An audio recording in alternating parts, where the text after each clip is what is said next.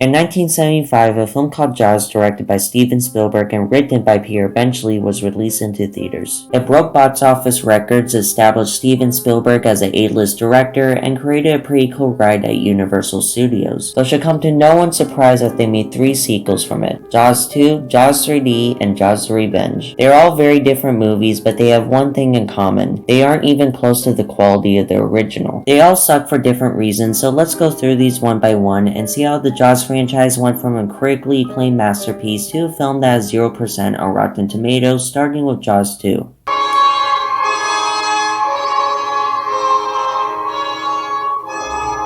Unlike the other films, Jaws 2 actually feels like a traditional sequel to the original. It has the same actors, it uses the same filming location, and tries really hard to have the same tone as the original. Steven Spielberg did not return for the sequel because the animatronic shark was a pain in the ass to work with, so he was replaced by another director called Gene Storrs, who directed episodes of Grey's Anatomy, Supernatural, Smallville, and Night Gallery. I think this film is the best sequel, as it seems like there's actually effort being put into it by the creators. But where this film fails is that it repeats most of the story beats of the original film. Once again, there's a shark who starts killing people. Once again, nobody believes in Chief Brody. Once again, the bear is incompetent. Once again, there's a scientist who helps our main character. And once again, the last hour of the film takes place in the middle of the ocean where the shark pops up every 10 minutes. The effort was clearly put into this, and I'll rewatch it once in a while, but where it lacks is in its story. And if I had to choose between a really good movie or a lesser version of that film, I would choose to watch the really good movie. But the next film in this franchise will make Jaws 2 look like the Mona Lisa of shark movies, and that film is Jaws 3D.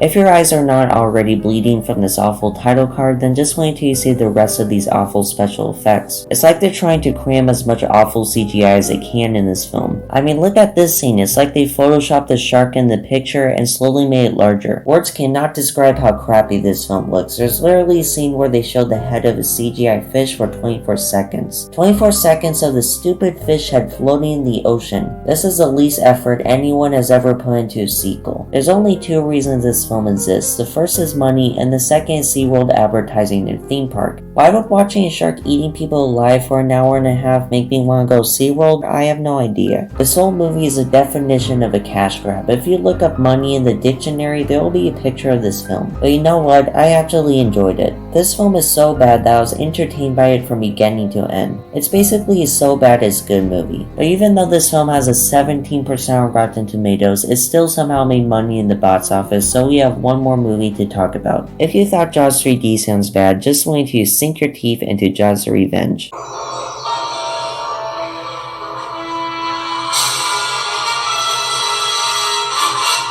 Being one of the rare films to have a 0% on Rotten Tomatoes, Jaws the Revenge finally puts this franchise out of its misery by introducing the idea that sharks can swear vengeance on humans. It's like this franchise is trying to make the shark more and more like a cartoon character with each film. In the first movie, he is barely able to sink a small ship. In the second movie, he is devouring a helicopter. In the third movie, he is on a killing spree at SeaWorld, and now he's vowing revenge on the Brody family. If they make another Jaws movie, I bet you that it will be in space. It doesn't matter though, because most of the movie isn't about the shark, it's about a dull love story where the actors have no chemistry. And when the shark actually is on screen, he's only able to kill 2 people throughout the entire film. 2 people.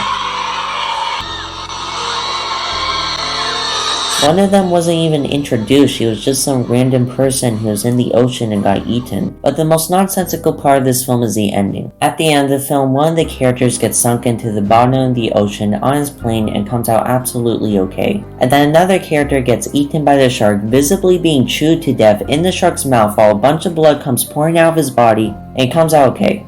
I mean, why wouldn't he be? It's not like he was being eaten alive by a great white shark in the bottom of the ocean, not being able to breathe while blood comes out of his stomach. And then to end the film, the shark gets stabbed in the chest and explodes. Because everyone knows that if you poke a shark with a stick, it'll blow up. This film is unbelievably bad. When it's not about the shark, it's boring enough to make you fall asleep, and when it actually is about the shark, it's stupid enough to make you lose your brain cells. Overall, this is one of the worst films of all time, and as far as Rotten Tomatoes is concerned with, it's the worst film of all time.